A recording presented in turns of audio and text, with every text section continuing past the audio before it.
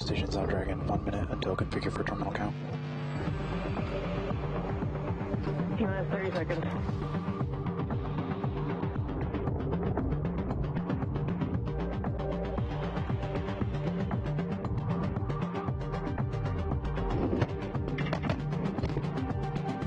Minus 15 seconds. Falcon 9, go for propellant loading. Dragon is in countdown. 5, 4, 3, 2, 1. Ignition.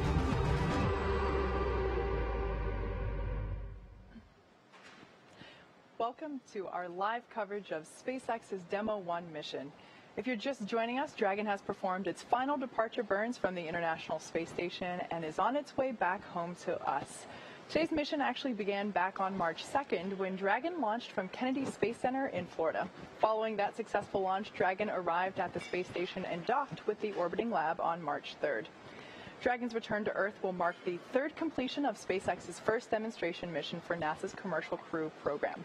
While there are no astronauts on board Dragon today, this demonstration mission represents an important milestone as we approach our first crewed mission later this year. Earlier today, Dragon powered up from sleep mode and began its departure procedures and system checks. That's right, and then the spacecraft autonomously undocked from the International Space Station at 11:32 p.m. Pacific time just yesterday on March 7th. I'm pretty sure it's March 8th now. We've been here all night. And then it began a series of departure burns to move away from the station.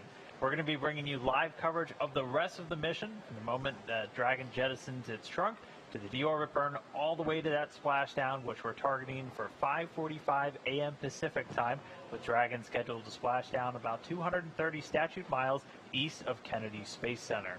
One interesting historical note for you real quick, it's actually been nearly 50 years to the day since Apollo 9 was the last spacecraft built for humans to splash down in the Atlantic. It completed its mission back on March 13, 1969. So a pretty big day and a pretty big historical note here. Unfortunately, due to a communications blackout, we're not going to be able to show you every step of Dragon's journey home, but we're going to be bringing you live status updates as it goes through the phase of things like the deorbit burn and the trunk separation, and we've been getting some pretty great views from the recovery ships out there, so we should have good views of Dragon as it comes down towards the water. Yeah. Now, in this next phase of the mission, Dragon has a series of steps to complete before it returns home. First, Dragon will jettison its trunk, like Dan just said, which is the cylindrical, unpressurized part of the spacecraft. We do this as the trunk is no longer needed to complete the mission. Yeah, that's going to be coming up in about 15 minutes or so. And like we said, we can't show every part of this for the mission, but we are going to be listening to the flight control teams. Again, we have one here right behind us in Hawthorne, and they're the ones basically monitoring all of Dragon systems just like they've been doing since it lifted off 6 days ago. It's flown by so far. It really has. But we're going to be listening in and giving you the updates as they come in. Now, if you've been following along so far this morning, you might have seen us on the earlier webcast last night, this morning. It's hard to tell what time of day it is at this point. But you saw Dragon complete a series of burns. There were a number of departure burns away from the International Space Station that Dragon completed, which allowed the spacecraft to move further and further away from the station in a series of choreographed maneuvers.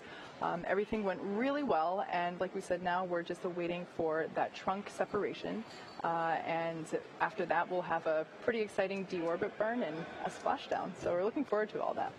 Yeah, at this point, the Dragon spacecraft is well below the International Space Station and quite a few kilometers ahead of it at this point.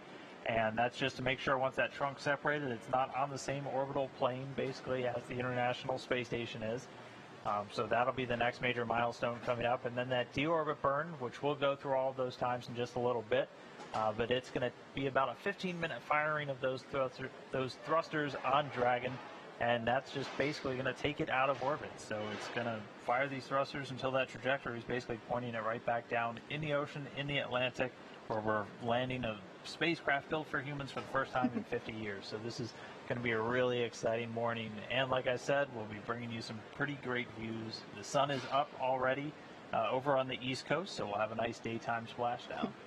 as someone who has seen this specific vehicle get built over the last couple of years, it's pretty incredible to, like I mentioned earlier in today's webcast, to actually see the astronauts on board the International Space Station floating in and out of the capsule as they were opening the hatch, and that was very exciting. And then upon the departure burns earlier, to see the imagery from the station as Dragon was leaving, it was just incredible. We had some amazing shots, and we've seen the artistic renderings for a couple of years now, what it would look like when Dragon was on station, and to finally see it was just a wonderful moment in terms of those of us that have had so many hours put into this spacecraft. It almost didn't look real when Yeah. you see it, you know, when you actually saw it flying out there. But I mean, since it departed, that happened early in the cruise day on board the space station, so they've since moved on to a bunch of other tasks. They actually woke up about an hour before Crew Dragon undocked, as they're operating on Greenwich Mean Time, so it was early in the morning for them. But they did offer some great words as Dragon undocked and flew away once it was outside of the approach ellipsoid, so about a kilometer or so away from the International Space Station. And as Kate said, it executed all of its departure burns. It executed 4 departure burns following that initial separation, basically taking it out in front and then up around and then finally out beneath the International Space Station, where it's now on its orbit awaiting this trunk separation and eventually the deorbit burn. Yeah. So in terms of SpaceX history, this demonstration mission is incredibly important, as it's, like I said, the demonstration of our Crew program. Interestingly enough, the Dragon spacecraft that's hanging behind me here in Hawthorne, California, SpaceX headquarters, is similarly the same demonstration mission of our cargo program that we've been operating for NASA for the last couple of years in terms of the cargo resupply missions to the International Space Station. So who knows if the Demo 1 capsule will also be hanging behind us here in Hawthorne. I don't think we have the structural support for that, but in terms of what you see behind me, it's similar in terms of historical referencing for the importance of today's mission. And that capsule actually already has another mission on the books for it. SpaceX is planning to use it in their ascent abort test coming a little bit later this year. That'll be between Demo 1, which we're about to wrap up today, and Demo 2, which will be the first flight that we actually have our astronauts on board that spacecraft. Bob Behnken and Doug Hurley, the 2 NASA astronauts, will be the first one to take Dragon into space. And the ascent abort, that will be a pretty cool test to see. I wouldn't want to be involved with it because that's a lot of G-forces, but it'll be really important for us to be able to demonstrate the ability for the capsule to leave the vehicle in an urgent need to do so. So we're all looking forward to that test flight, as it's also something we've been working towards for the last couple of years. And yeah, that should be coming up in a couple of months here. Yeah, and that'll be the second abort you guys have done, because you did a pad abort test already with a Dragon spacecraft. So basically just really putting the vehicle through all of the paces, all of these different abort tests, missions like this one right now, all ultimately with that goal of sending humans to the International Space Station on a Crew Dragon. Yeah. Something else really interesting about today's mission, and in fact the commercial crew program going forward in terms of SpaceX's approach to landing the capsules, we are landing them in the Atlantic, like we mentioned earlier, whereas the cargo resupply mission Dragon capsules have all landed in the Pacific. So today is really exciting. We're really pumped to bring you footage of our recovery team as we pull Dragon out of the Atlantic Ocean. It's a lot of firsts today. It's been a lot of firsts all week, and to say the adrenaline has been pumping around here is an understatement. Yeah, we even had a crowd earlier this morning behind us gathered down at the control, and there's even more crowd. now. Yeah, now it's 4:30 in the morning here on the West Coast, but the crowd is already starting to gather here at SpaceX headquarters. But interesting note, normally those cargo Dragons landing over in the Pacific, and while this vehicle ultimately designed for crew, it's also carrying some cargo. It carried about 400 pounds of cargo up to the International Space Station, and it's been packed with a little over 300 pounds for the return trip home. And that's broken out across a couple of different areas. One of the more interesting ones, and one of the ones NASA's really keen on, is it's bringing back what we call utilization, so some science samples. It actually has 2 bags. They're basically like coolers on board that are packed with these cold bricks that we're able to put science samples in. So the ones that are coming back home today using some of the human research projects on board the International Space Station is, we like to say, the astronauts are experiments themselves. We're always poking and prodding while they're up there just to see how the human body changes and reacts in microgravity. And a lot of the samples from a couple of those projects are coming home on Dragon today. Also bringing home a couple of radiation monitors, and one thing that our program manager, Kirk Shireman for the Space Station program, noted, it's also going to have a fan pump separator on it, and that's actually a piece, it's a piece of the spacesuits, the EMUs, the extravehicular mobility units. I'm from NASA, and we still use way too many acronyms, and it's a piece that actually failed on orbit some time back, and they're bringing it home to take a look at it. It was since replaced with a spare unit, and we do have some spacewalks coming up in March. So very busy time in space right now, but right now kind of all focused on watching this Dragon come home. So the next milestone that we have coming up in about 7 minutes is the trunk separation. We will take a break for a few minutes while we await that, so stay tuned and we'll see you in a couple.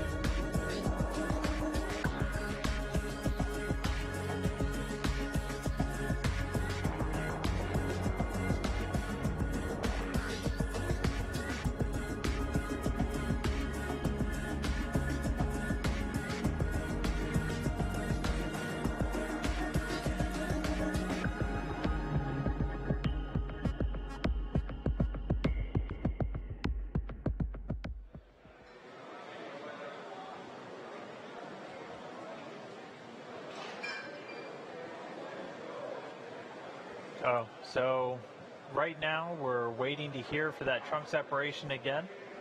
We are expecting to get that call just on the internal nets any moment now. That'll be the next major milestone, and then it'll be on to deorbit burn. Exactly. So we should have that call out any minute now. As we wait for trunk separation, this is the last thing that Dragon has to do before it is able to re-enter the Earth's atmosphere and splash down in the Atlantic Ocean. That's right, yeah. The trunk not coming home, but the rest of the Dragon capsule, the more important part, is going to be coming home. The other stuff that Dragon's going to do before it does that final re-entry is close that nose cone, and we'll get through a little bit of that soon, but basically, that nose cone is going to protect that top part of the Dragon spacecraft, the docking adapter, and also the guidance and navigation and control sensors. So that's one of the last major milestones. That's another kind of departure from the cargo Dragon, which that nose cone gets jettisoned during the launch phase.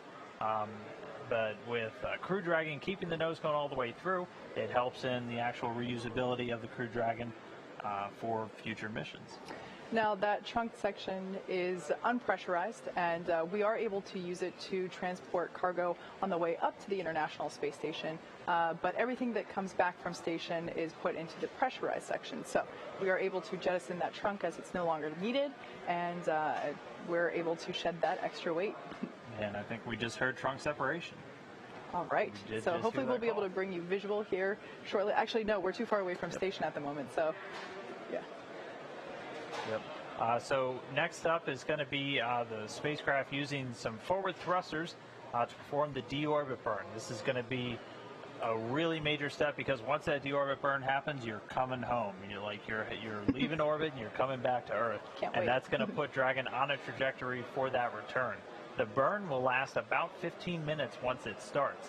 So we're going to, again, continue to stand by. This is kind of the calm before the storm, if you will, where we're just waiting for things to really get into motion. Dragon's going to pretty soon do that deorbit burn. And then following that, it only takes about 45 minutes or so until it's in the water, down in the Atlantic, and ready to get picked up by the teams on the boats out there. So once again, we're going to continue to stand by. We're going to bring you these updates as they come in. But one more milestone down, just a few more to go, and then Dragon's home.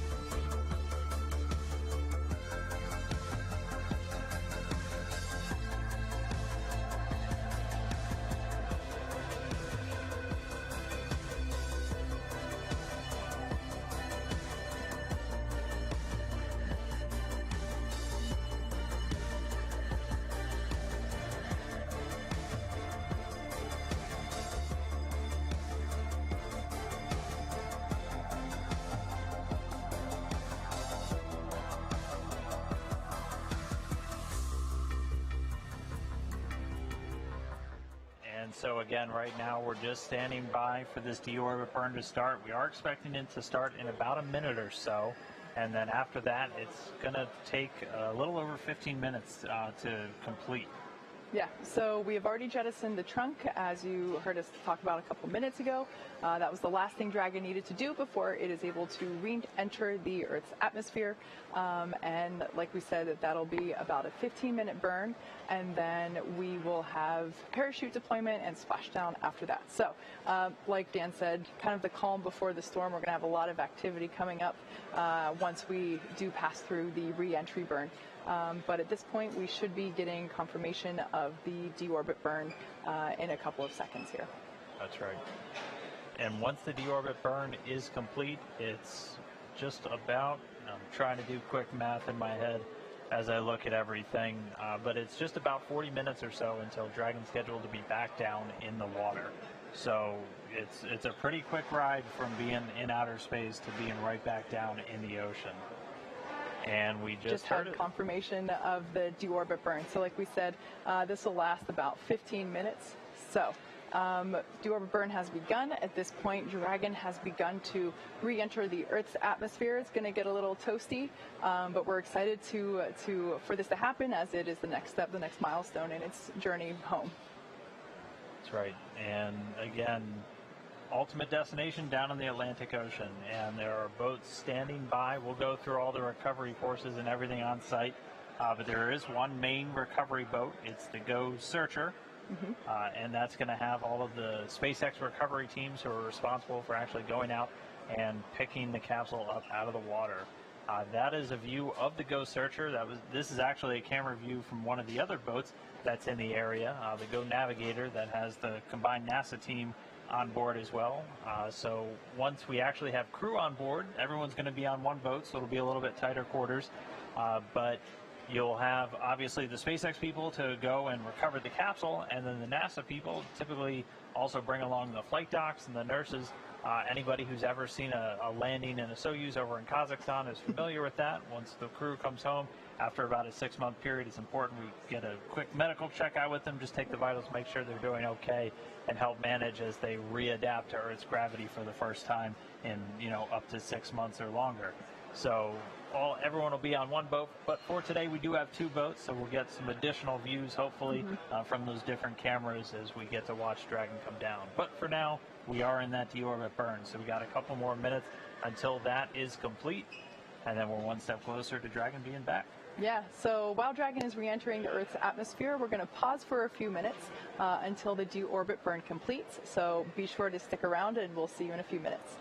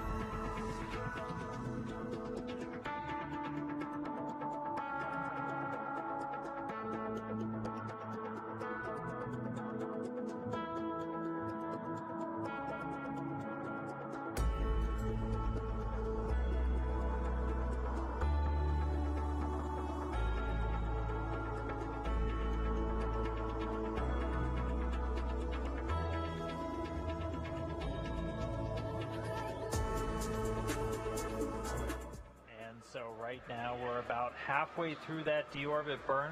So again, we expect it to last about 15 minutes and 20 seconds. The visiting vehicle officer all the way back in Houston was just reporting to the station flight director, again, that we were about halfway through. We're continuing to get a couple of views from the boats, and again, those are cameras that are going to be tracking Dragon once it's coming down under those parachutes. And we're also starting to get, it looks like this is a view from a WB-57 airplane.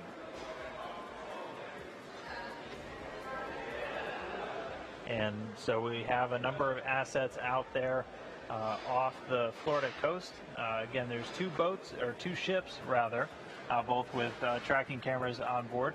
And NASA also flying its WB-57 aircraft, typically used for high altitude weather research and other science missions.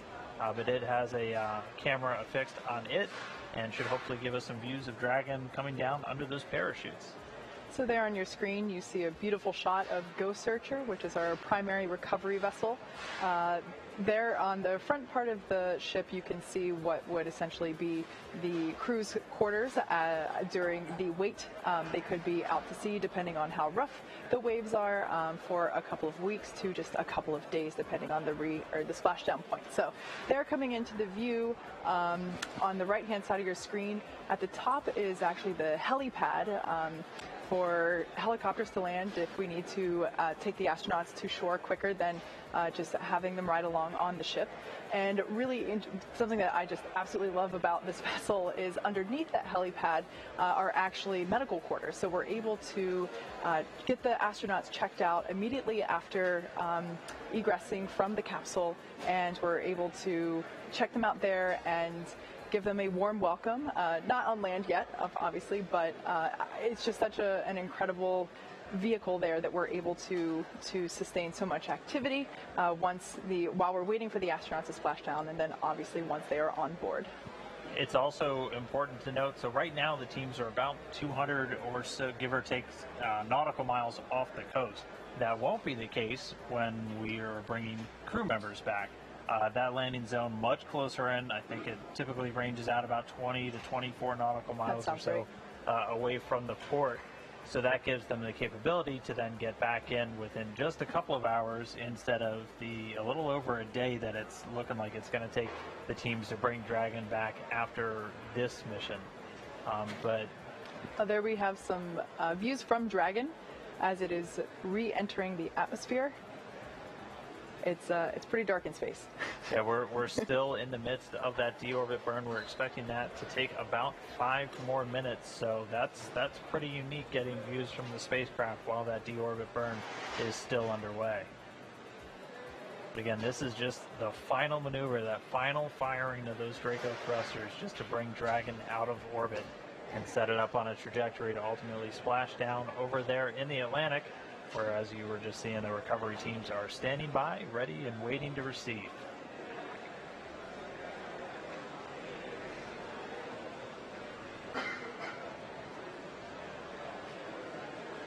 And again, this deorbit burn planned to last about 15 minutes and 20 seconds. And this is just to ultimately carry Dragon out of its circular orbit. So right now it's been in a circular orbit just beneath the space station's orbit. We call it a co-elliptic orbit for the last several hours. And this deorbit burn is going to radically change that planned orbit, basically setting it up to intersect back down with the Earth, back down there in the water where the recovery teams are waiting. Now that we have a full view of the recovery vessel on the very right side of your screen, we can see a portion of the ship that we weren't able to see before, and that's actually the portion of the ship where once the Dragon capsule is close enough, it will be lifted up out of the water by that vertical piece that you see there. It'll actually actuate out over the water and lift the Dragon capsule up out of the ocean and then bring it back onto the boat and set it down into its nest. So pretty cool. This is new new technology that we've installed on this ship specifically for our Crew Dragon missions. So it's like we said before, this is a demonstration mission, and while our recovery team has been practicing for recovery operations, this is obviously the first time that they will be practicing with a vehicle that's coming from space. So we're all very excited to be bringing you live coverage as all of this unfolds over the next hour or so. And to give you a timeline of that recovery period, it's expected to take a little under an hour or so for the teams to actually have the capsule back up on the boat, which in a situation where there's crew on board, that's about that hour to get the crew out of the water and onto the boat so they can do all of their initial medical checks and everything else that we typically do after crew members are returning from these long duration missions.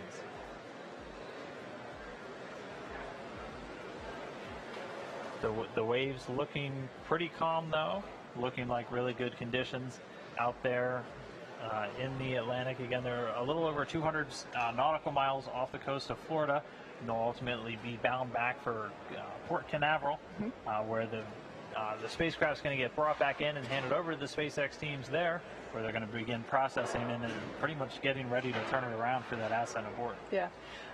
We've been monitoring the recovery weather conditions over the last several days, and now that Recovery Day has come upon us, we can see that we have beautiful skies and in my unprofessional nautical knowledge, relatively calm seas by my eyes. But it's really difficult to be able to predict what the weather is going to be like at sea very far in advance. So we're all very happy to be able to have clear imagery of the recovery team as we make progress here. I feel like we've lucked out with Florida weather so far on this mission.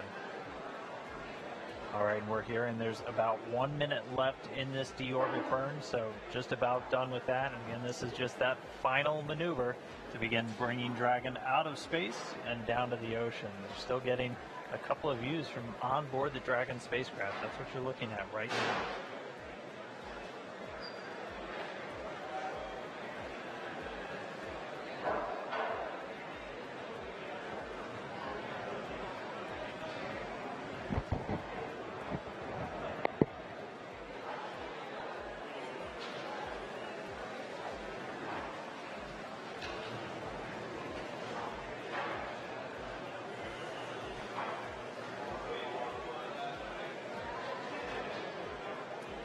Now we're just going to stand by and listen for how the deorbit burn went. Should be wrapping up momentarily.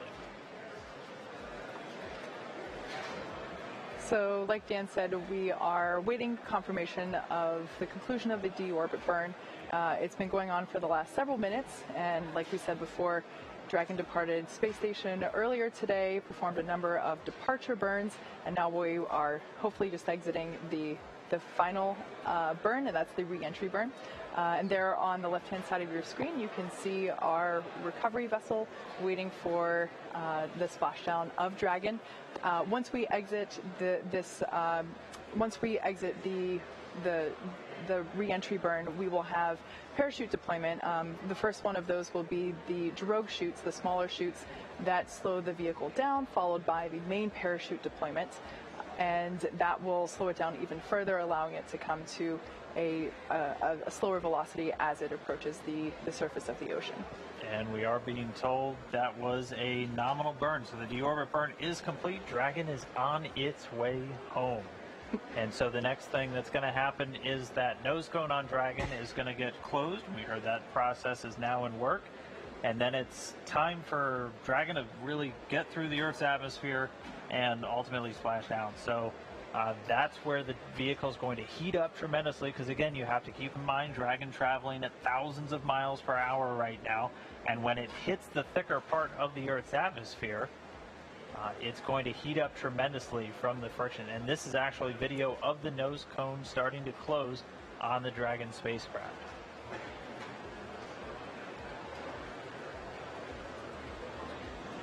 And again, that nose cone just closes to protect that top portion of the vehicle from all of the re-entry events, not only the re-entry through the Earth's atmosphere, but also once it's down in the water.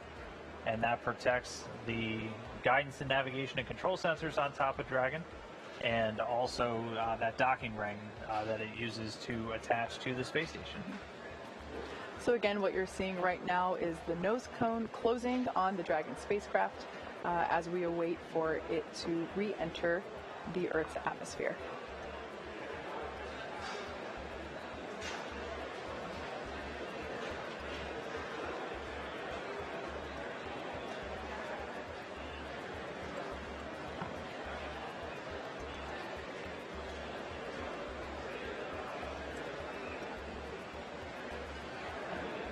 All right, so that nose cone looks like it's just about closed. We'll wait for final confirmation that everything looks good with it.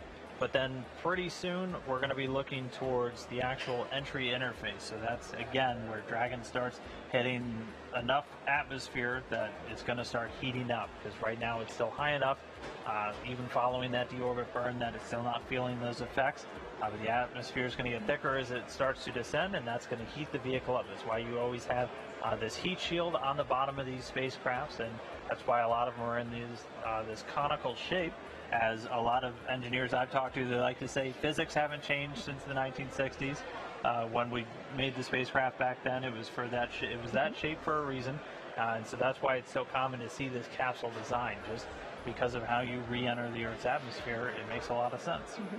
So we just heard confirmation that the nose cone hooks have begun the process of securing the nose cone into place prior to that re-entry burn. That's right, and so there's actually an anticipated time where you lose signal with the spacecraft, and that's just because as you're re-entering the Earth's atmosphere and you go through that intense heat, plasma actually builds up on the outside of the spacecraft, and you can't send or receive signals from there. So it's very common when there's people on board, you'll lose the voice communication between them and the ground, and you'll lose all the telemetry or the data streams that you have coming from the spacecraft to rooms like the Mission Control Center just behind us here in Hawthorne. So that'll be coming up. We're expecting that to happen at about 5:33 a.m. Pacific. So coming up in just about 20 minutes from now. Exactly, and so after we are able to get through that phase of the mission, like we said before, following that will be the deployment of the parachutes and then splashdown. Right. So just a quick recap in case if you have just joined us recently. We have departed from the International Space Station. Dragon completed a series of 4 departure burns in a slowly choreographed maneuver, and now we have already jettisoned the trunk of the Dragon spacecraft. We have completed the deorbit burn, and now we're just starting to come back down through the Earth's atmosphere and the final leg on Dragon's way home. That's right, so that nose cone's closed, and we're just going to be standing by to wait until we go through that entry interface. Again, that'll be about 20 minutes from now. And then once it's down through there, it's time for the parachutes. And we talked about the parachutes a little while ago, and we should hopefully get to see those parachutes maybe from the plane. But once it's down beneath the cloud deck, so we should be able to see them from the boats that'll be standing by out there at the recovery zone. And it comes in 2 different stages. Can you walk us through the parachutes real quick? Yeah. So with the parachutes, we will have the drogue parachutes. Those are the smaller chutes that will come out that will slow the vehicle down a little bit, and then we will have the main parachutes. Those are clearly visible by the orange and white coloring on them. Very iconic if you've watched our previous Dragon splashdowns for the cargo resupply missions. So we will have that, and then that's what will slow the vehicle down enough to have a safe splashdown in the water. So at this point, another fun fact about Dragon, in the return to Earth, the seats inside the capsule at this point have actuated or turned into the re-entry position. So depending on what phase of the mission we are in, the seats will actually actuate or adjust the angle to make sure that the G-forces that the astronauts will be experiencing are in the right places. So with that being said, we will take a quick break as we active operations here at SpaceX. So with that being said, we will take a quick break. Be sure to stay tuned with us as we go through this period of anticipated blackout with the Dragon capsule. We'll be back in just a few as we come back in anticipation of that parachute deployment. Stick around.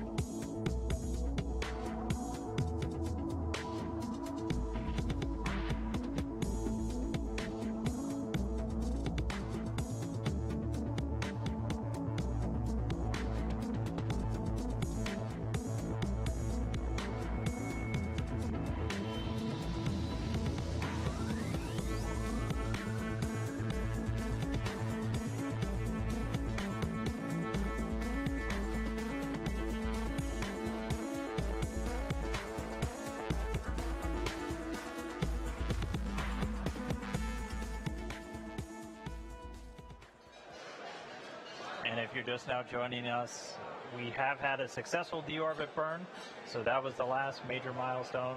We've also confirmed that the nose cone is closed, the hook's all engaged, and so now we're just waiting for Dragon to begin making its way through the Earth's atmosphere. That deorbit burn lasted a little over 15 minutes and was reported that it was done successfully, no issues, and Dragon is now on its way home. We're continuing to get some pretty great views from the boats out there in the splashdown zone. We're also going to be on the lookout for some video possibly from an aircraft that we have in the area. One of NASA's WB-57 research planes is going to be trying to get some views of Dragon and the chute deploy and actually coming down under the parachutes. There are some clouds in the area, so the boats might not see it right away, but once it's underneath those cloud decks, they'll have some pretty great views of it coming down. So there on your screen, again, you can see our primary recovery vessel. That is, well, there it went. But that is our recovery ship that is fully equipped with medical quarters for checkouts. Once we do have crew on board Dragon for our upcoming missions, they will be able to come out of the capsule and get a full medical checkout immediately afterward.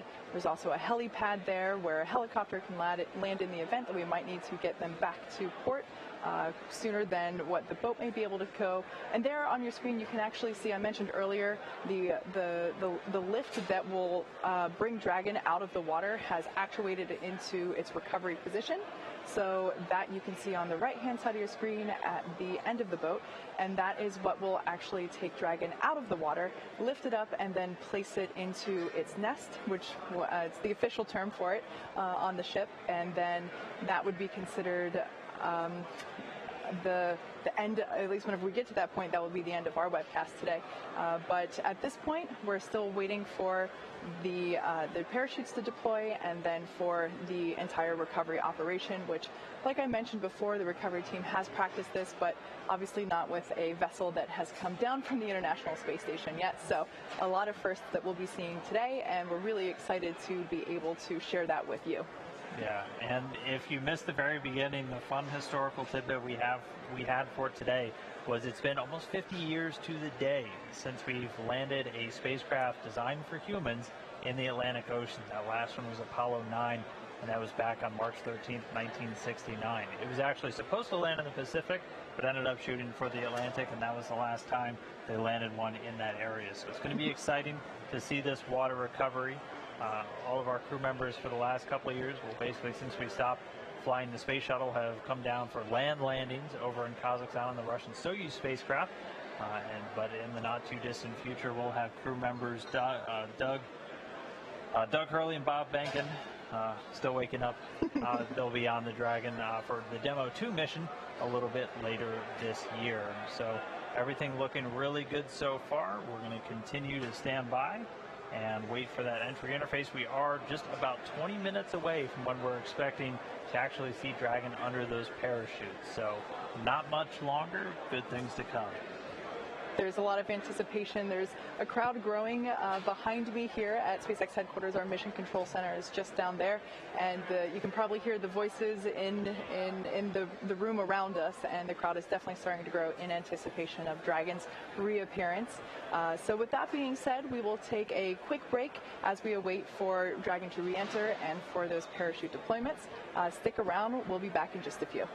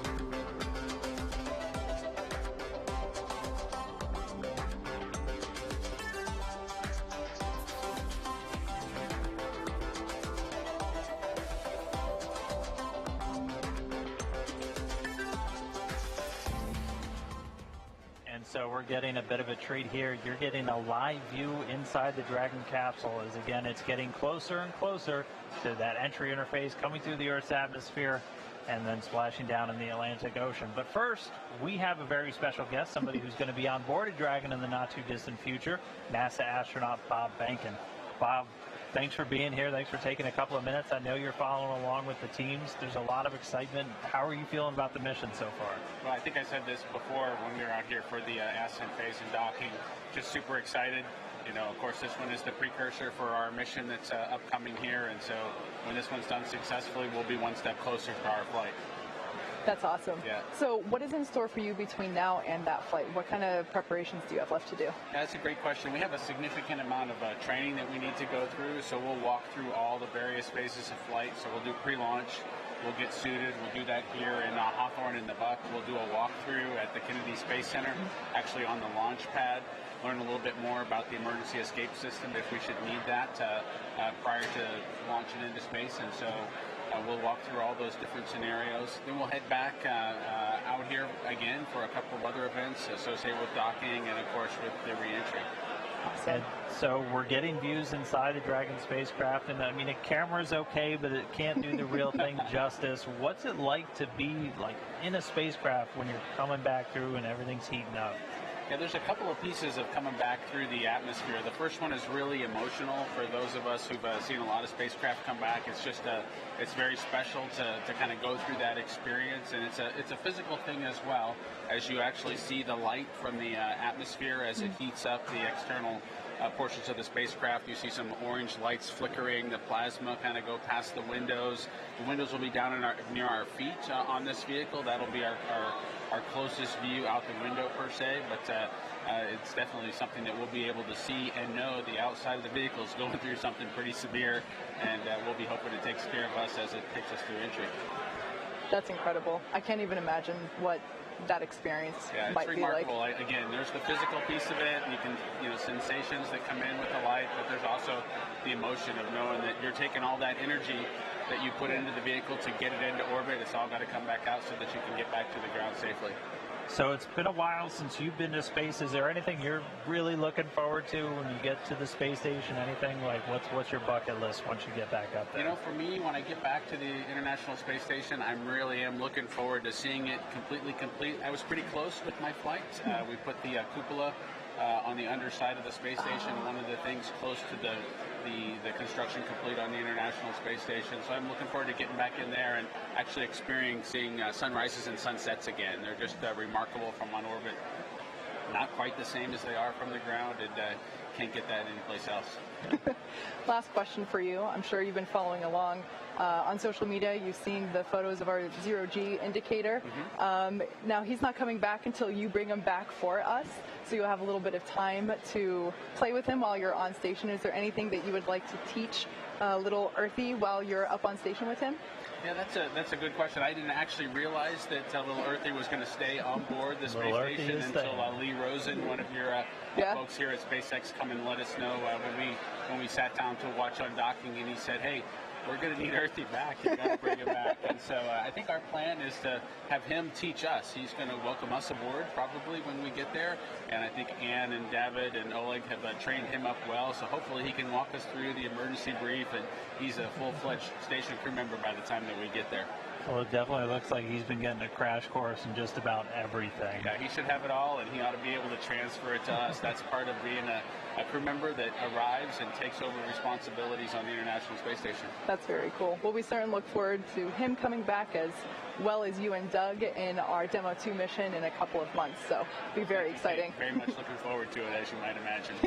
Us as well. Thank you. Well, we're going to get back to the re-entry interface. Bob, we're going to let you go watch along because, again, vested interest in everything that's happening. Thanks so much for jumping upstairs real quick and talking about this. Thank you again. Thank you very much. Thank you. So with that, we are awaiting the deployment, or excuse me, the final phase of the re-entry of Dragon spacecraft as it's coming back through the Earth's atmosphere. I'm still kind of reeling from his comments about what it's like to actually come barreling through the Earth's atmosphere, something that you see depicted in movies and TV shows, of course, but to hear it live from the source is pretty cool. And that's exactly what Dragon and Ripley are doing right now. So we brought you a live view of that just a couple of minutes ago. That was pretty cool that we were able to get that shot. Like we said, plasma will be building up on the exterior of the vehicle as it's re-entering the atmosphere. So there's a blackout period that we were expecting, and that's where we're at right now. So while we can't bring you a view of Ripley on her journey back to the Atlantic Ocean, you can see a view of our recovery ship there. Like I said before, we can now see that the lift arms have actuated out into the recovery position, and they're like that in anticipation of Dragon being pulled in to position closer to the end of the ship and being lifted up into the recovery nest. And you got to imagine the teams out there on the ocean are ready for this to come home.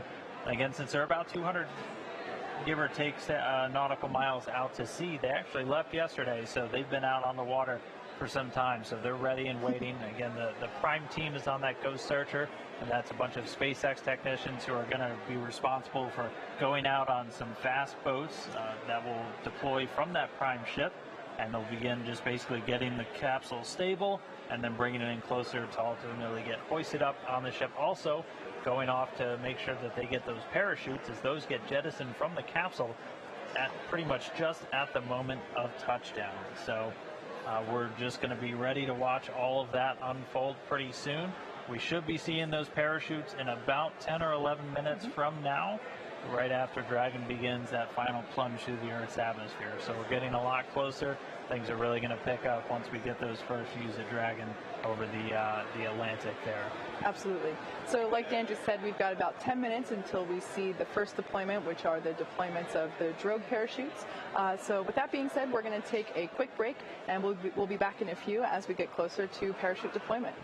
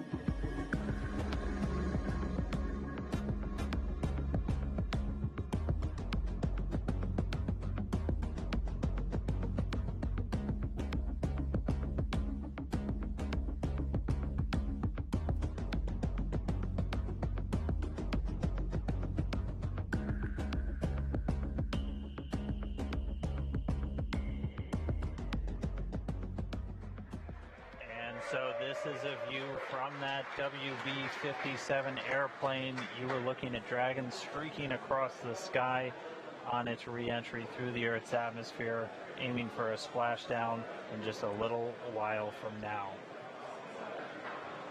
So it's pretty exciting that we get this shot right now, as it is our first view from planet Earth of the Dragon capsule since it lifted off from Cape Canaveral just several days ago. I will say this is a pretty rare treat to be able to see this here. And again, this video is coming from a NASA airplane that we're flying around that recovery zone there, a WB-57. It's commonly used for a lot of atmospheric studies and other science missions, but able to put a tracking camera on it to try and get this re-entry through the Earth's atmosphere today. We're hearing that they should have AOSO acquisition of signal back with the Dragon spacecraft. Right now it's about 46 kilometers in altitude. Yeah, so just for orientation purposes, if you've seen our launches previously, you might be familiar with the angling of this as takeoff. Reminder, this is re-entry. The plane is below the Dragon spacecraft and the camera's looking upward as it's coming over the spacecraft. So it looks like from the orientation of the imagery there that Dragon is going up when in fact it is still coming back down towards Earth.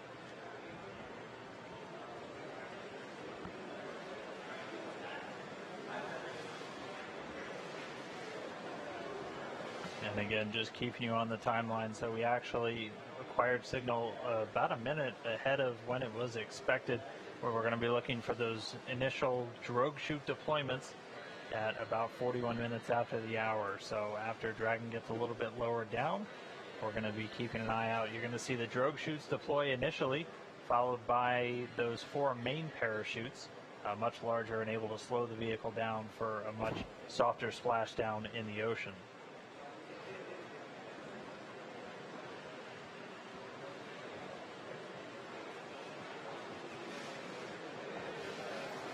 We should be getting that drogue chute deployment in just about 2 minutes now. And just heard that we're now below 30 kilometers.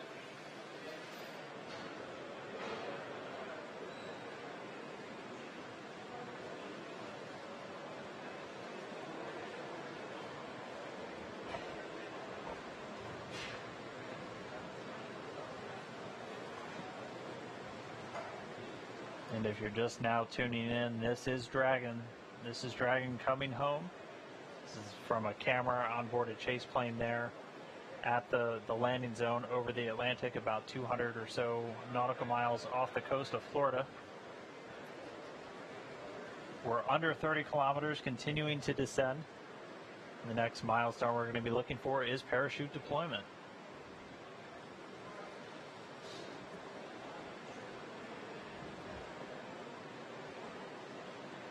And hearing we're now about 20 kilometers in altitude.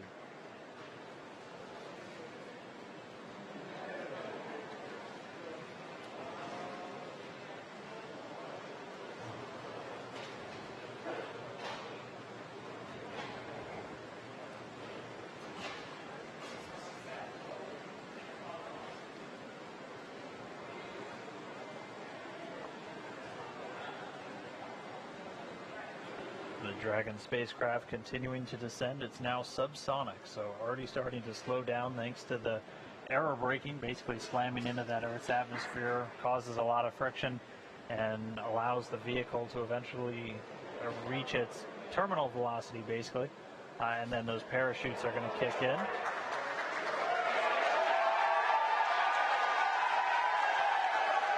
So there you have visual confirmation of the deployment of our drogue parachutes. This is the first of 2 parachute deployments.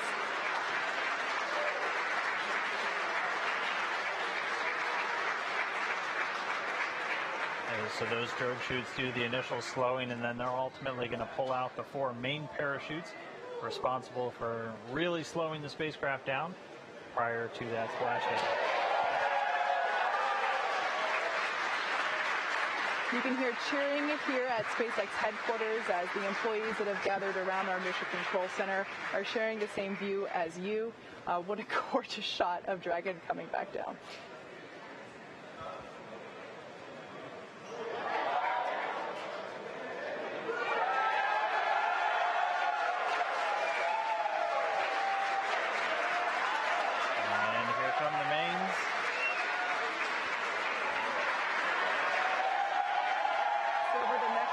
seconds, we will see those main parachutes exactly like that begin to expand as they capture more air, further decelerating the Dragon vehicle down to the Atlantic Ocean.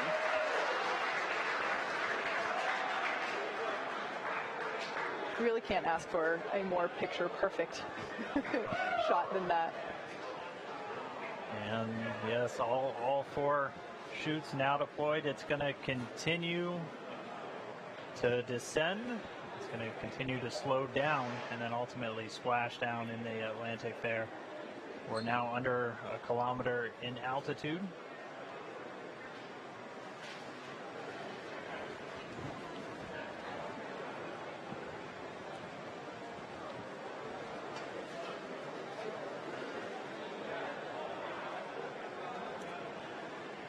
Just about 750 meters to go.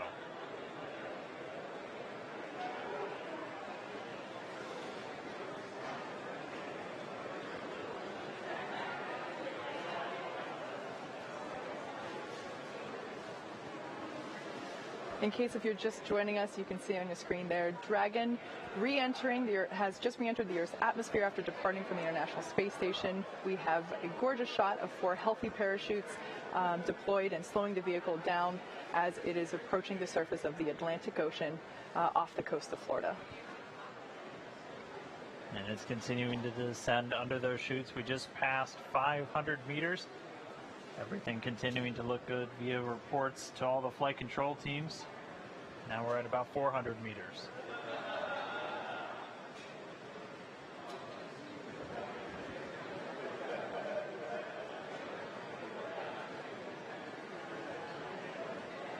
And just passing 300 meters, continuing to descend. We might be right on time. We were planning on splashing down at about 5:45 a.m. Pacific, and we're getting real close to that bingo time. Just past 200 meters.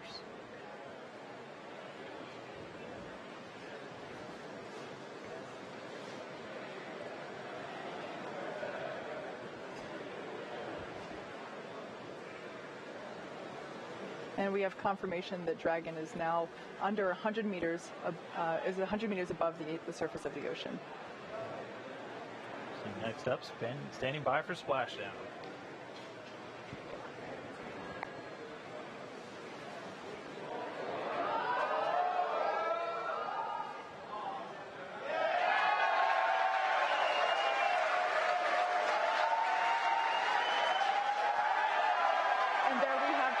Of splashdown. Dragon has returned to planet Earth. It is now back home, and you can see on your screen our 2 fast boats racing out to the capsule, now in recovery. That splashdown came right on time, 5:45 a.m. Pacific, 8:45 a.m. over on the East Coast. The teams that have been ready and waiting, they were staged just a few nautical miles away. They're going to start moving in now. You can see those 2 fast approach boats already speeding their way towards the capsule.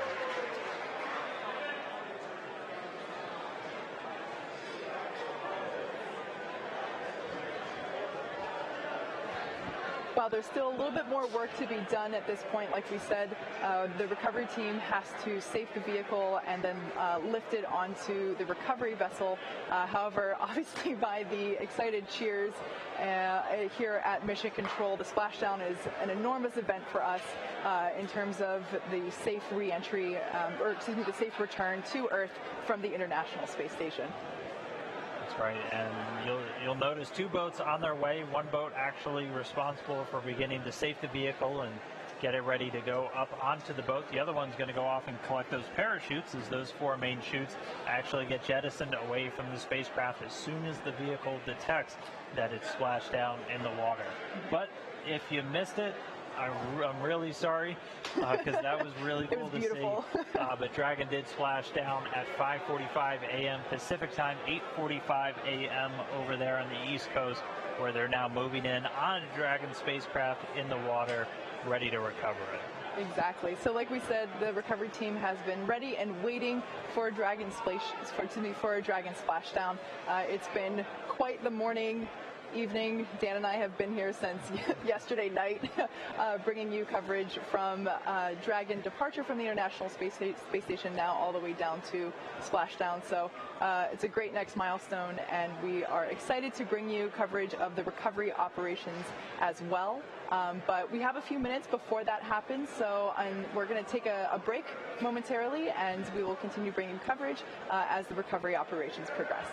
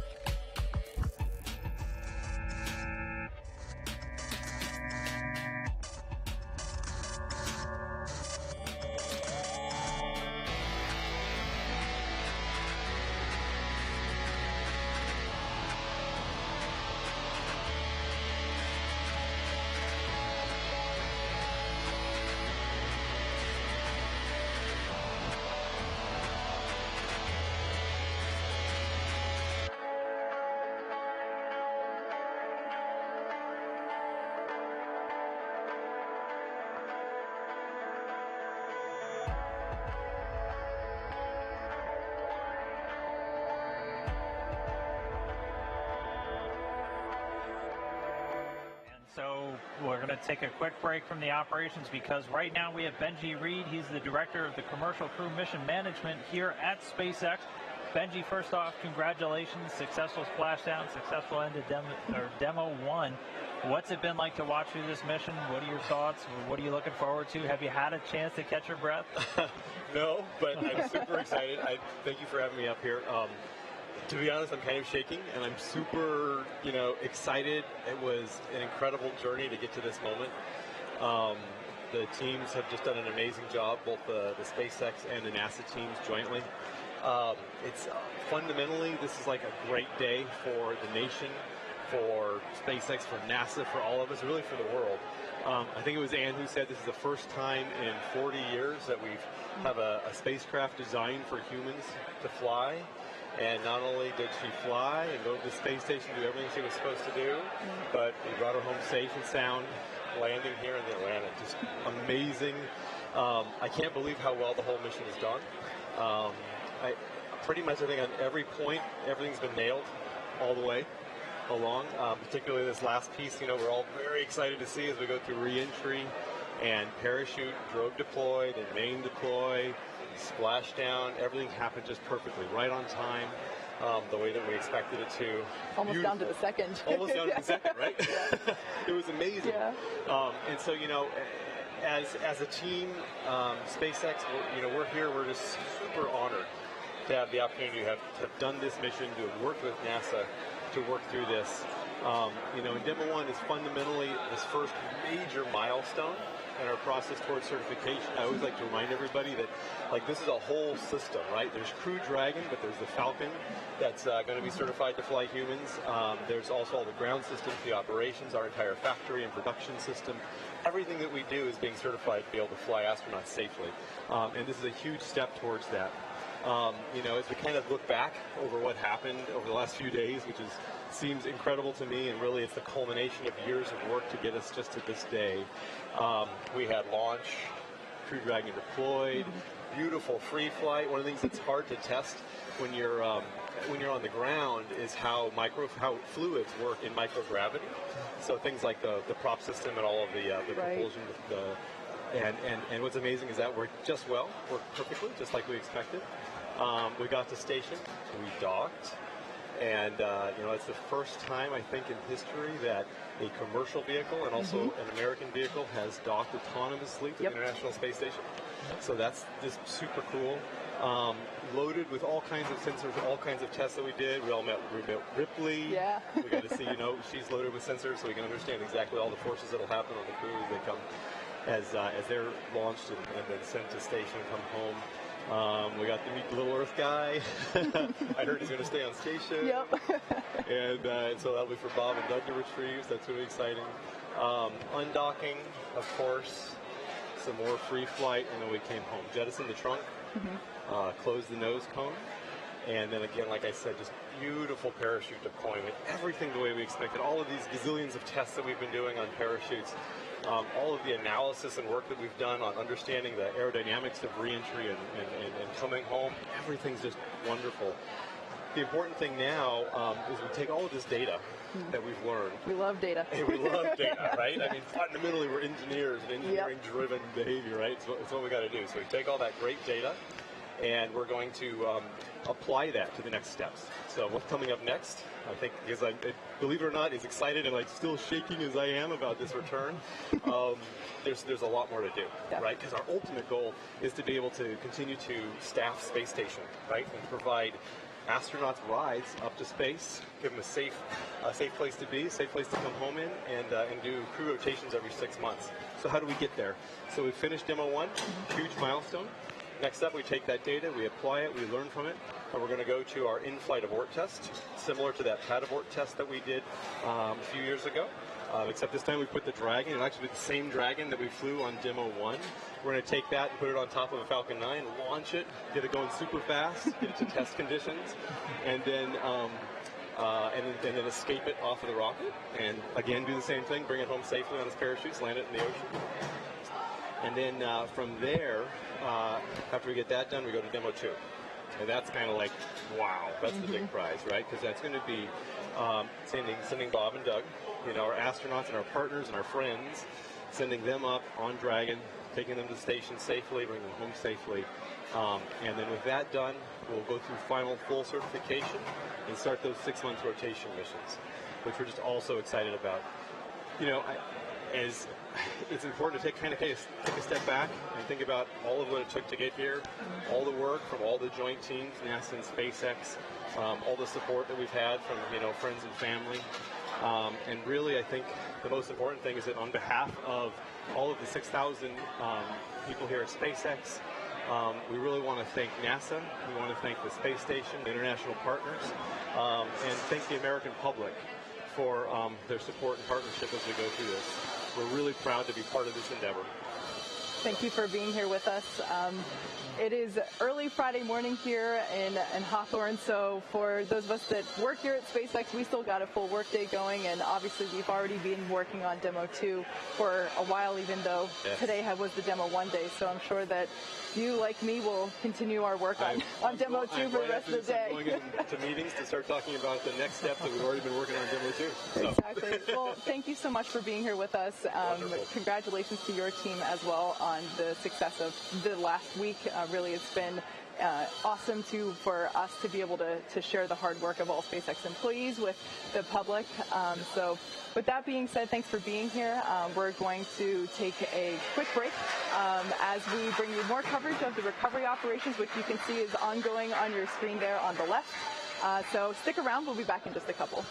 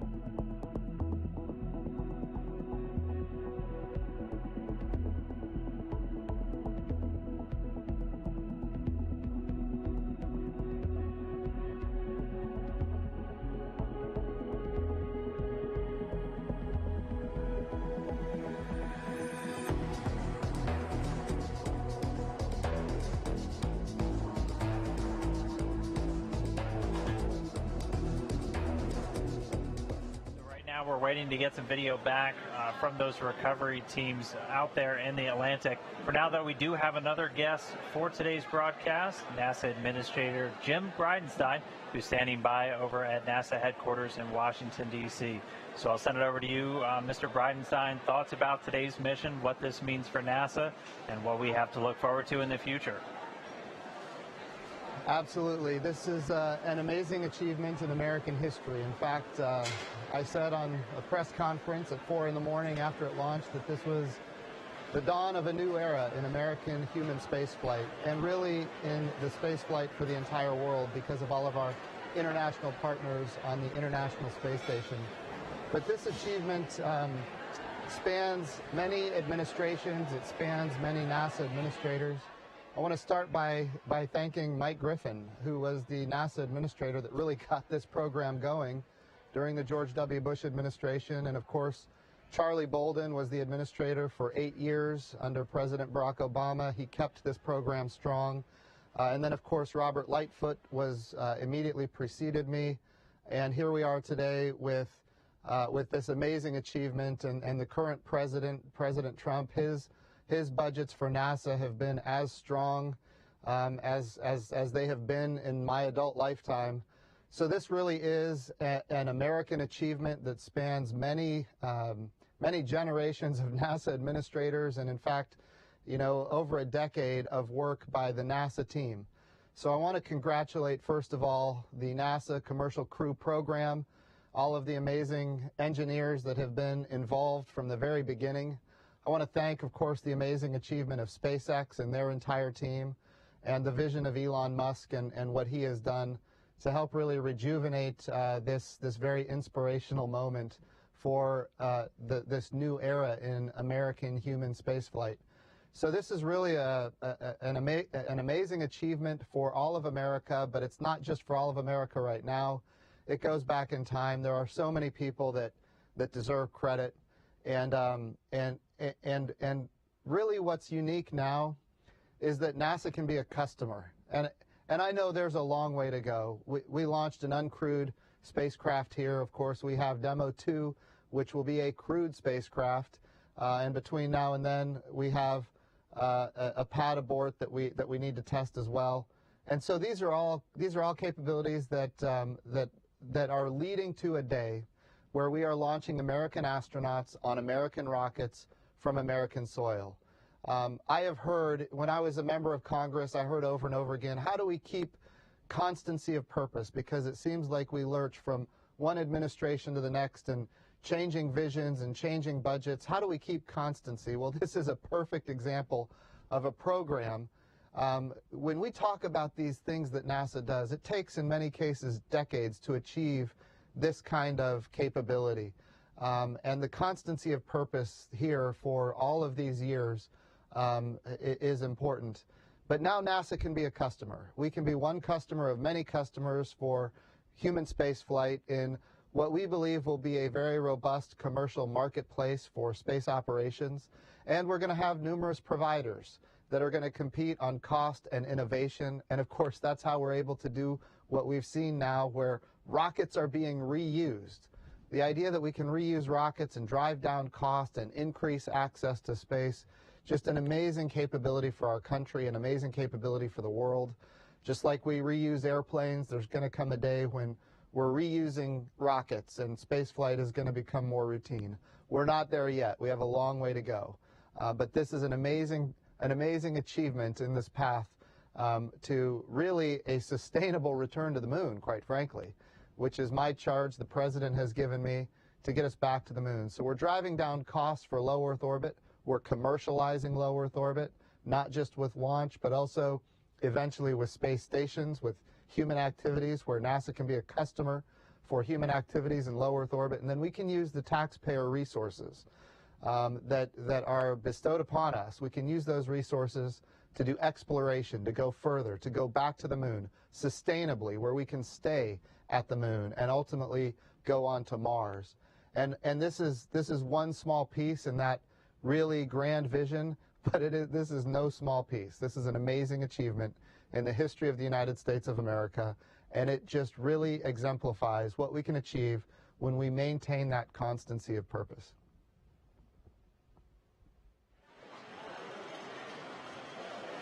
All right. And thank you, Administrator Jim Bridenstine, again, joining us just there from NASA headquarters over in Washington, D.C. We are still waiting to get some views from all the recovery teams. They are still in that recovery process. Again, we expected it to be between 30 minutes and an hour until they get the Dragon capsule back up on the boat. So before we do get those feeds back, we're going to head out to JSC real quick, the Johnson Space Center in Houston, where we have a few more folks standing by, including Steve Stitch, who is the Deputy Program Manager for NASA's Commercial Crew Program. We also have Mike Hopkins, a NASA astronaut, and one of those astronauts already assigned to a future Dragon mission. And then Mr. Kenny Todd, he's the Operations Integration Manager for the International Space Station. So guys, I'll send it over to you real quick. Offer us your thoughts on how this mission's unfolded and what's ahead in the future. Hey, thank you, Dan. Hey, it's great to be here representing the Commercial Crew Program. Just what an outstanding day to be part of our program. You know, we left our contracts in 2014 for these first missions, and to sit here today and talk about Demo 1 and how great the flight went and what we're going to learn from it, it's just amazing. I'd like to congratulate the SpaceX team, a phenomenal job getting the vehicles ready and executing the flight. Our whole NASA team that worked the mission. And if you just think about the enormity of what happened in this flight and all the prep that went into it, getting the pad refurbished at 39A, getting the flight control room set up, getting the vehicles built, getting the Falcon 9 ready, all the analysis, all the mission support that went into it, the sims and the practice leading up to this flight over the last year or so. Just been a tremendous job.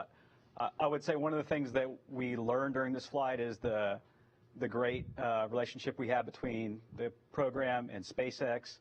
I would say our teams work seamlessly back and forth with SpaceX, not only in the lead up to the flight, but in how we manage the flight through the Dragon mission management team, and then also working with Kenny Todd and the Space Station program. Space Station program did a phenomenal job supporting our program while we were docked to station, on the way to station, and the international partnership as well. So really great opportunity for this mission.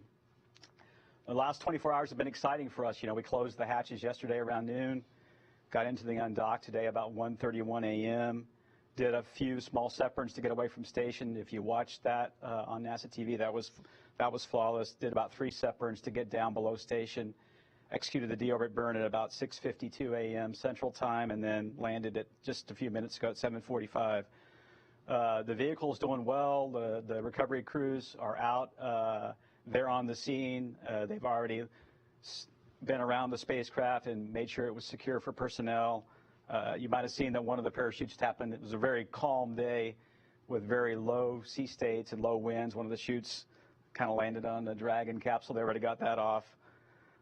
So that's going really well. It'll probably take 30 minutes to maybe an hour to get it back on the ship.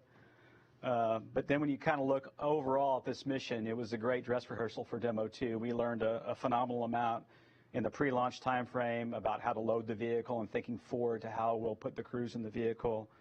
You know, the ascent profile for this flight, we practiced the exact profile that Mike Hopkins and others will fly very soon, Doug Hurley and Bob Binkin. We had the abort system, the crew escape system in Dragon actually enabled for this flight, and we were able to see how that worked, and we'll get the data back and look at those triggers and how it performed. You know, on orbit, we got a lot of great data on the vehicle in terms of the thermal performance, power performance. The vehicle really did better than we expected. And then the rendezvous was phenomenal as we came in, checked out those sensors. The link to space station worked, the command link, watching the vehicle come in, and then have a real precise docking and seeing how the docking system performed. So that was phenomenal.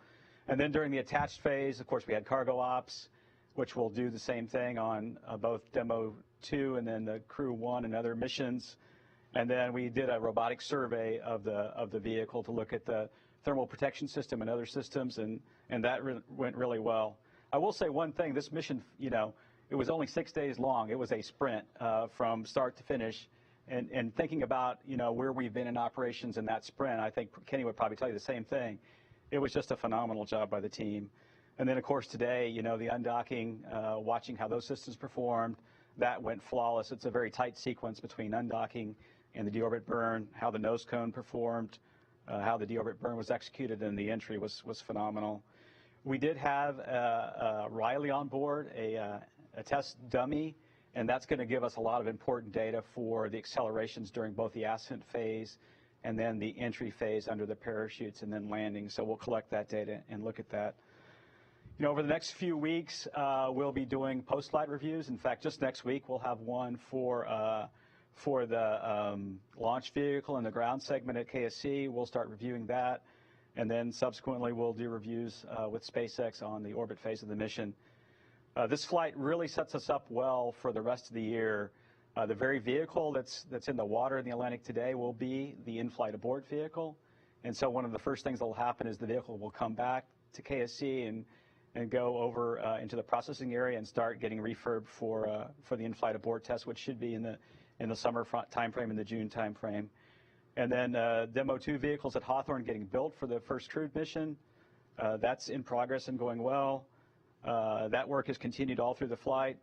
So that'll be a busy year for us for SpaceX with in-flight abort in the June timeframe, and then Demo 2 later in the year with the first crewed mission. I don't think we saw really anything in the mission so far, and we've got to do the data reviews that you know would preclude us having the crewed mission later this year. And then after that, you know, it's a busy time in our program. Also, if you look in the April timeframe, we're getting ready for the orbit flight test for Boeing, and that will happen very soon. And so our program will transition after this mission and the data reviews into preparing not only for in-flight abort and Demo 2, but also the orbit flight test, the uncrewed flight test for Boeing. And that'll be coming up in the April timeframe. Spacecraft 3, which is the Boeing vehicle, is coming together at the Commercial Crew Processing Facility down in Florida, and they're in the middle of a bunch of very critical testing right now at an El Segundo to verify that the spacecraft can work successfully in space. And then later on this year, we'll have the crewed flight test for Boeing as well. So if you just look at all the activities in Commercial Crew, it's a super busy time. In addition to this flight, in the last few weeks, we did parachute tests for SpaceX and Boeing. And so if you look at all the activities to get ready for flying our crews, it's just a very exciting time. So again, congratulations to our SpaceX team and all the NASA people across the country that worked so hard for many, many years on this flight. It really sets us up for the rest of the year, and it's a super exciting time to be in Commercial Crew. Now I'll turn it over to Hopper. All right, thanks, Steve. So on behalf of the astronaut office and the crew, I'd like to also extend our congratulations to the SpaceX team, to the Commercial Crew team, to really all of NASA, and to everyone that was involved in this major milestone on returning human launch and landing capabilities back to U.S. soil. I think that's very exciting. But as you can see on the video of the vehicle, work is still ongoing. The recovery procedures process is still ongoing, and I'm personally very anxious to hear how I think it's Ripley is feeling after they pull her out of the capsule and get her back onto the recovery vehicle. In terms of some major takeaways from a crew perspective, I think one of the things that we're very excited about from this DM1 mission is, for the first time, we've gotten to see an end-to-end test. And so now we've brought together the people, the hardware, and all the processes and procedures, and gotten to see how they all work together. And that's very important on this as we move towards putting people on board the vehicle. And as Steve also said, of course, we're very interested in seeing the data. I suspect there's going to be some lessons learned, some improvements, some changes that we're going to have to make from this. That's all part of the testing process. In terms of what's ahead for the crew, so for all of the crew, including the DM2 crew, Bob and Doug, and Crew 1, myself and Victor Glover, and then the backup crew, Kjell Lindgren, we're all going to be following very closely the in-flight abort test, as well as the procedures, the training to get ready for that DM2 mission. We also have a lot of verification testing, final verification testing that we'll all be involved in, as well as test subjects for that. Specifically for Bob and Doug as DM2, of course, they're going to start focusing even more on that training for the DM2 mission. They've got, after this mission, they've got a lot less runway in front of them, so it's going to start moving, I think, a lot quicker. For the Crew 1 crew, the team, Victor and I, and even for Chell as the backup, we've got a lot of training, not only for Dragon, but also for ISS. Our mission is to not only get up there and return safely, but is actually to do some work for the ISS program while we're there. And so that means we've got to do all of the training for being able to do the spacewalks and being able to operate the robotic arm and maintain the station and do that critical science that's been going on for, gosh, over 18 years now. Pretty amazing. So that's what's ahead for us. I guess finally I'd like to just kind of emphasize that this mission, this amazing week that we've had, is really just one small step in this very methodical build-up approach that we've been going through, that the program has laid out, that the company has laid out in order for us to put people on board these vehicles and get them up and back to the station. And so, again, congratulations to the entire team, and over to Kenny. Thanks, Hopper. And just about any conversation you're going to have today with anybody around here is going to start with a congratulations. And so I'll certainly offer mine to Steve Stitch, Kathy Leaders, the Commercial Crew Program. Just a phenomenal effort. It's not easy doing what this program's had to do for the last several years, and to finally see the product of that has just been incredible for the last week. And our friends out at SpaceX, Benji Reed, Artie Matthews, the team out there, we've been working with them for the better part of a decade doing commercial cargo services, and that's we know that team. They're as every bit excited about human spaceflight as we are, and their passion shows. It shows whenever they launch a vehicle. It shows whenever they bring a vehicle home. There's just a lot of excitement around that, and it's quite invigorating for a lot of us to see that kind of passion. It really is cool. So anyway, to Benji and the team at SpaceX, certainly we pass along our congratulations from the space station program, and we'll certainly look forward to seeing you guys again soon. As far as the milestones, the things we got to do while the Crew Dragon was on board, one of the things from a station program that we were really looking to do was to check out the interface that we installed here a couple of years ago on the front end of PMA-2 to ensure that our latches worked properly, interfacing with the Dragon, that we were able to flow power through the interface. All of that worked just perfectly. And so for us, we feel like we're in a good position going forward to support the Commercial Crew Program, and that we don't have anything else, at least on the front end of the PMA-2, that we need to worry about going forward. We are later this year going to install another docking adapter up on the Node 2 Zenith port, which will give us two ports to dock the commercial crew vehicles, and so we're excited to get on with that activity later on this year. So as far as the team, I talked to our team earlier this week, and I said probably in about a week from now we'll forget that we had a Crew Dragon on board, just because of what lies in front of us, and that is we have a new crew coming up later this coming week on Thursday. We'll see the launch of 58 Soyuz from Baikonur, and so we're excited about that. The team has already started to deploy there. The crew's there and ready to go, and so we're excited to get the crew back up to a size of 6 again. Again, just gives us more flexibility, the opportunity to do more science and work on the backlog that we have on board. So we're excited about that. And one of the first things we're going to be tackling as soon as we get back up to a crew of 6 is a set of EVAs. We can call it a triple EVA because, like it sounds, it's a set of 3 EVAs. We're going to do 3 of them in about 16 days. And so right after hatch open, we're going to be hard at work trying to put the final plans in place for those EVAs. And then shortly after that, we've got a couple of cargo vehicles coming up. In fact, another SpaceX vehicle, and also a Northrop Grumman Cygnus is coming on board as well during the month of April. So there's a lot going on. Again, we're very excited about what's happened this week, and next week we'll go tackle some of the stuff that's coming forward. But at least today and for this weekend, we want to celebrate this accomplishment with the Commercial Crew Program and the folks from SpaceX, and bask in the glow of that along with them and enjoy it. It was quite a few days here, Dan. So with that, we'll hand it back to you. All right. Thank you, Kenny, Mike, and Steve over there in Houston. Thanks for those words. And now we're going to get back to the action. We're getting some views back of that recovery of the Dragon spacecraft. The teams are in place, and now we're just waiting for it to make its way onto the recovery ship. Exactly. So now that Dragon has splashed down in the Atlantic Ocean, the recovery team is going to go through a number of steps as we recover the Dragon spacecraft and lift it onto the recovery ship. Now, in case if you're joining us, well, just real quick, you can see on your screen there a live shot of Dragon recovery, the capsule bobbing in the sea there with the Dragon team working on those recovery operations. In case you are just joining us, the mission has gone very smoothly so far today. Dragon successfully splashed down in the Atlantic Ocean just several minutes ago. At 5:45 a.m. Pacific. 5:45 a.m. So, gosh, I can't believe how late in the morning it is already. Time flies. And about 240 nautical miles away from Cape Canaveral.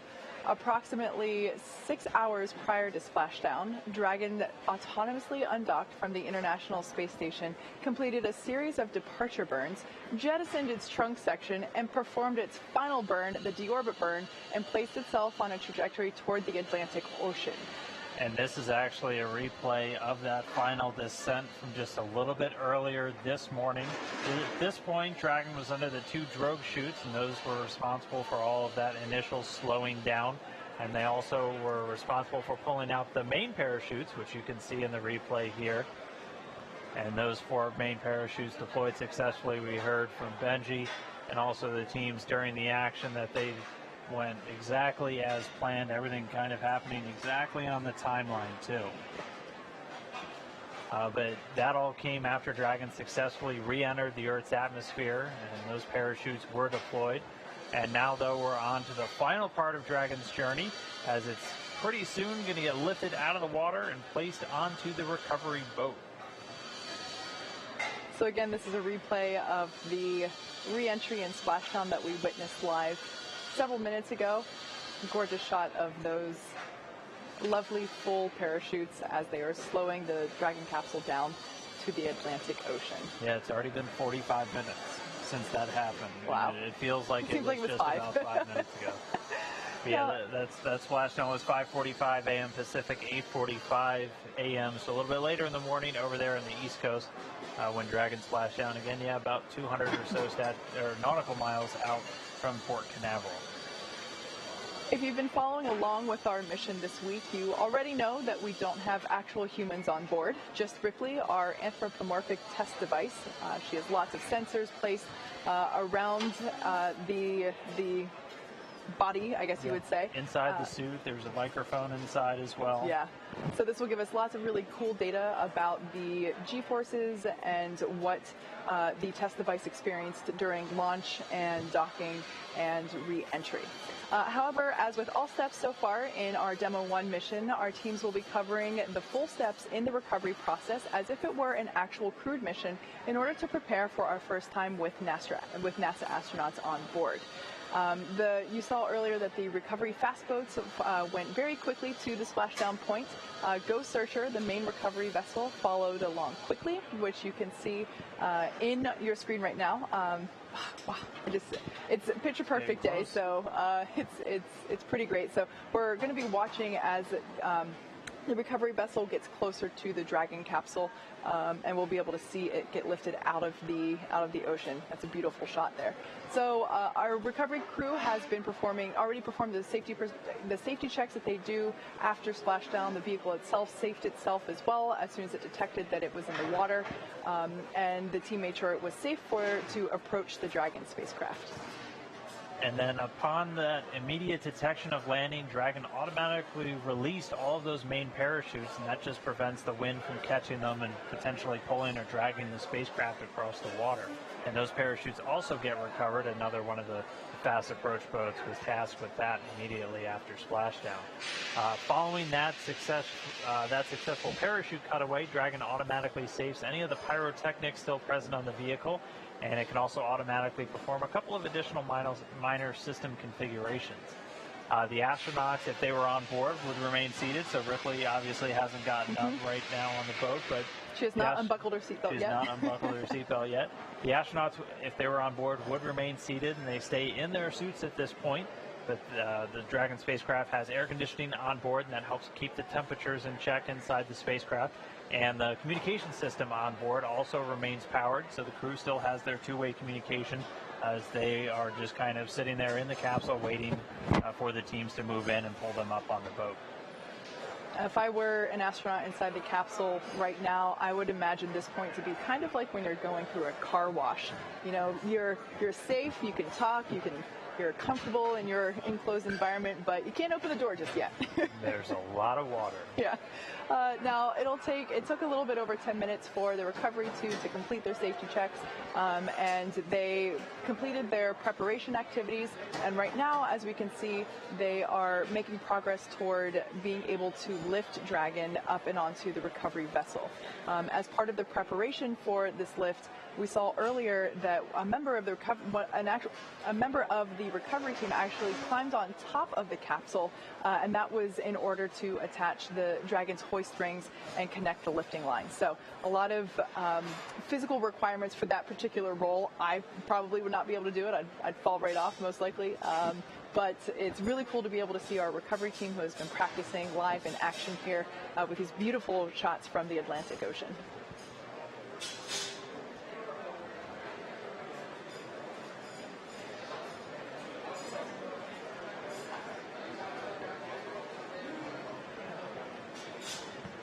And so for now, we're just going to continue getting these great views from the boats out there. This view is actually from one of the other vessels that traveled out to the recovery zone. This is from the Go Navigator and the combined NASA teams with a number of managers, flight docs, and other personnel that will be involved in kind of the game day operations when we have crew on board the spacecraft.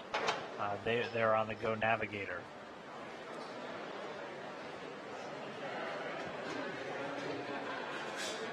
Like we've mentioned before, the ship that you see there is fully equipped for medical checkouts. If we did have astronauts on board Dragon today, as soon as they egress from the side hatch, they would be taken into the medical quarters and given a medical examination just to make sure that everything is good and everyone's in good health.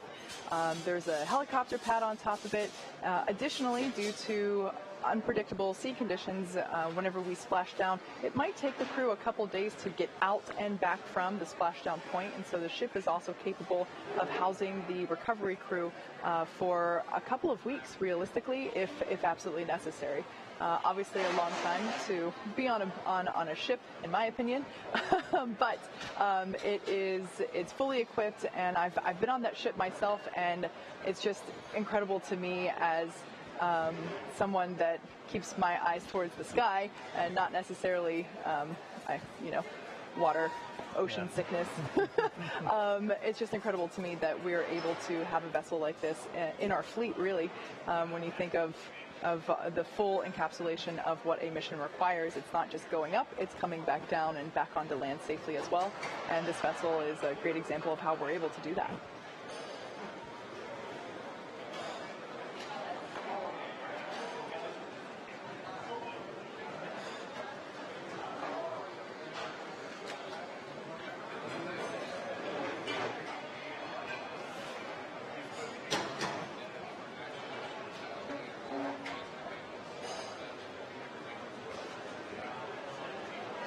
And as mentioned just a little while ago, so this is actually a view from the Go Navigator. That's one of the two ships that have traveled out to the splashdown zone. One of the NASA personnel on board that ship is Shane Kimbrough, and he's actually the lead for all of the various NASA recovery teams and pretty much responsible for overseeing all the crew's needs and all their recovery, all their quarantine before launch. He likes to say I think he told us they kind of belong to him once they're in quarantine and getting ready. So he's actually joining us now via a satellite phone from that ship. Shane, thanks for calling in real quick. How's everything looking out there with Dragon Recovery? Hey, Dan. Great to talk to you from the Go Navigator. Everything's going really well. It was just beautiful seeing it come in on the drogues and then the main parachutes and then obviously the splashdown. You guys are probably seeing video now. The Go Searcher is getting pretty close to getting the capsule and getting it on deck. And so, Shane, what was the trip out there like? I know we're kind of at a landing zone a little bit further away than when we have crew actually on board, but how's everything look so far? Everything's been great. The crew's taken great care of us. It was about a 30-hour journey to get here to the splashdown zone, but we woke up this morning knowing we were only a couple hours away from all the action happening, so that was really cool, and now it's great to be involved in the recovery of Demo 1. That's awesome to hear. It was one thing for us to be able to watch it from Mission Control. What was it like watching Dragon splashdown with your own eyes, Shane? Absolutely incredible. I mean, there's a lot of excitement building on the boat, the 30 minutes or so prior to entry, and then once, one person saw the drogues open, everybody's yelling and pointing and all excited. So it was really, really neat. And from our perspective, it looked absolutely perfect. I'm not sure what the data will show otherwise, but it looked really amazing. We have a beautiful day out here, very calm seas, and couldn't ask for better weather. And so, Shane, obviously you didn't come down in this capsule today, but you have come down in a capsule, but on land. What's this experience being out on the ocean been like? How does that really compare from when you touched down over in Kazakhstan? Yeah, good question. As we're sitting here talking, it's been, 45, 50 minutes in splashdown, and I'm thinking, there's a crew in there, and that's a long time to be waiting to get picked up, so we'll tighten up that timeline a bit, just knowing the crew's probably not going to feel very well at this point, and the sooner we can get you home and get them on deck and then eventually back on land will help their recovery process. All right, so we're continuing to get these views. What's kind of ahead for you and the rest of the teams? I know you said it's going to be about a 30-minute or a 30-hour boat ride back into harbor.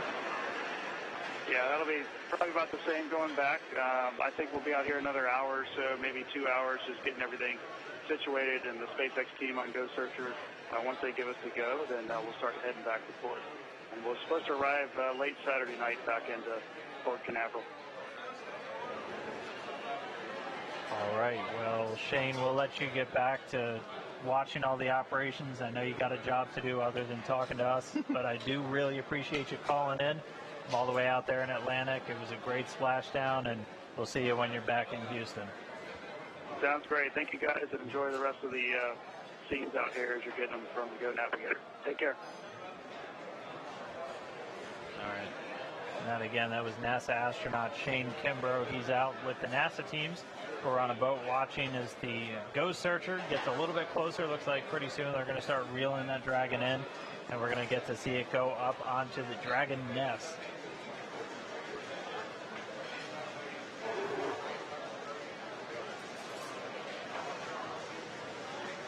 So you saw a couple of seconds ago the shot on your screen of the back of the boat itself.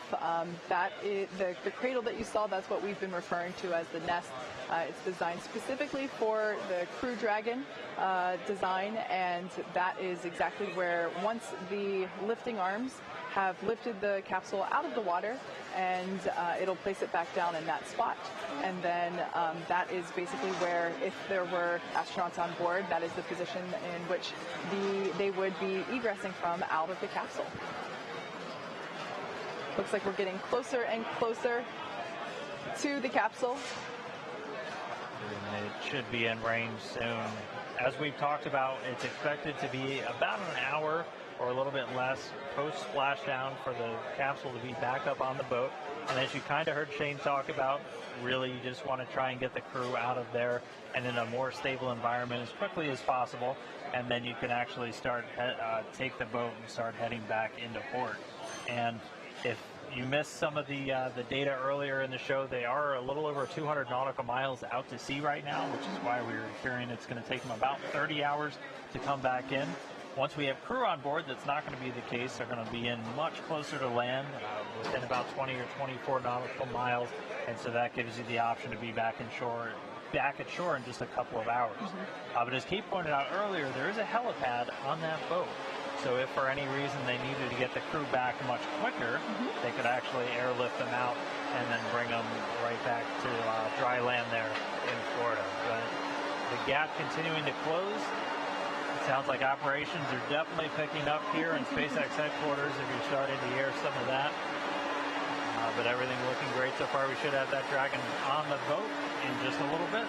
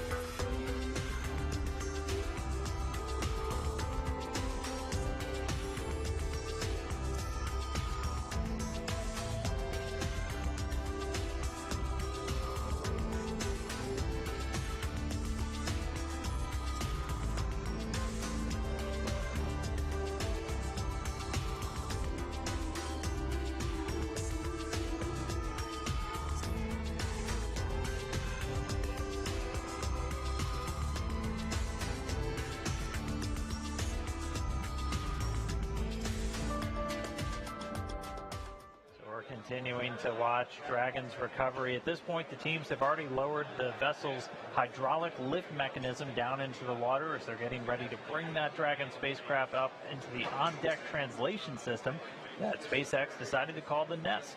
And Dragon's going to remain in that nest during its journey back to the coast, where it's going to arrive at Port Canaveral, Florida, and we're expecting that to take about 30 hours or so. For this mission, it'll take them that long to make their way back because they're a little over 200 nautical miles out to sea. But for crewed missions, as we've said, the landing zone's only going to be a couple hours ride away from port, and that's just so SpaceX can quickly get those returning astronauts back to dry land, where things are a little bit stable, and after you've been in microgravity for about 6 months, your feet will probably appreciate that. The capsule pretty soon, though, is going to get lifted and set into that nest, and then they're going to center and orient the vehicle. And Dragon will eventually get translated into the hangar aboard the ship so that the teams can open up the hatch. And for missions with astronauts aboard, we're almost at the point where the recovery teams would be assisting the crew to get out of Dragon. So we're almost there. That would happen shortly after they get back onto the ship. In aerospace terms, we call that the crew's egress from the spacecraft. And under the typical circumstances, the SpaceX recovery team is going to be helping out the crew of Dragon within 1 hour of landing. Yeah, so you can see on your screen there, Dragon is getting closer and closer to the back end of the recovery ship. Just a minute or two ago, we saw the crew member that was responsible for attaching all the appropriate rigging to the vessel jump off the capsule and back into the water.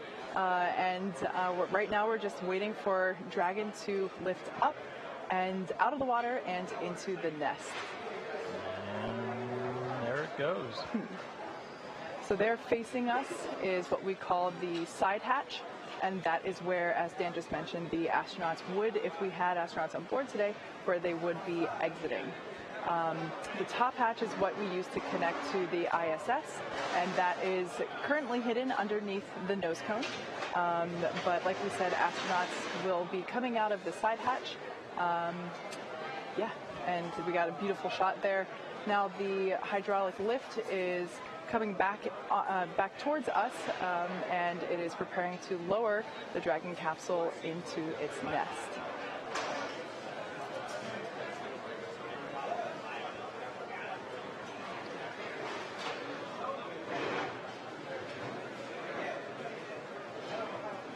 Like we said, we are treating this demonstration mission with the recovery operations as if there were actual astronauts on board. And of course, before we would be able to open the hatch, we would have to make sure that the spacecraft cabin pressure is equalized with the outside environment before doing so. So once Dragon is seated, and you can hear some cheers behind me as the remaining folks that we have here on the SpaceX team outside of Mission Control are cheering with the placement of Dragon into the nest there, as you can see.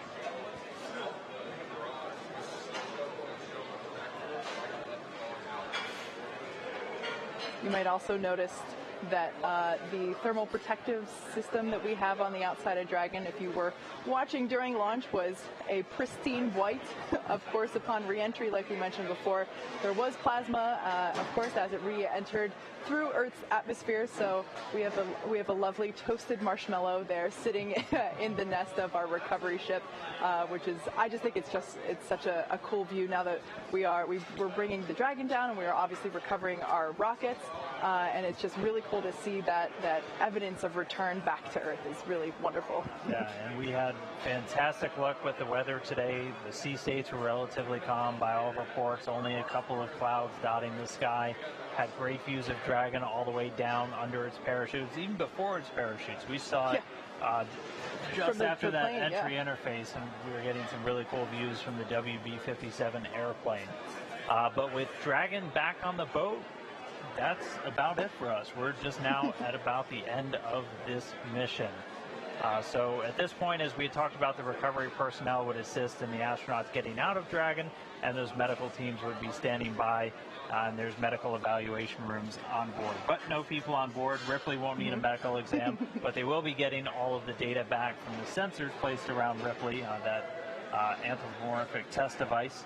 on board as they get all of the different G-forces that Dragon was exposed to, the sound environment, everything that the crew would experience, Ripley just experienced. But this mission started just about 6 days ago with that early morning launch on March 2nd. We had a successful approach and docking to the International Space Station, did all of the demonstrations as expected for the mission.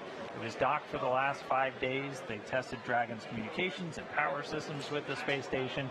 They unloaded about 400 pounds of cargo and loaded 300 pounds of cargo back on. We had that undocking just a couple of hours ago, a successful re-entry, 4 great parachutes, and a splashdown in the Atlantic Ocean at 8:45 a.m. Eastern Time, 5:45 a.m. for us over here on the Pacific Coast. So it was really a fantastic mission. It's been a huge honor for me to be out here at Hawthorne to share this with everybody and to share it with my SpaceX counterparts out here. A successful mission, the first successful test flight of NASA's Commercial Crew Program to the International Space Station. Yeah. So as Dan said, it's been an incredible honor to share this mission with the public. All the teams are incredibly thrilled with the success of this demonstration mission, which of course paves the way for our first crewed flight later this year. Be sure to follow along with SpaceX and NASA on our social media for updates and next steps on the Commercial Crew Program. Until next time, see you then.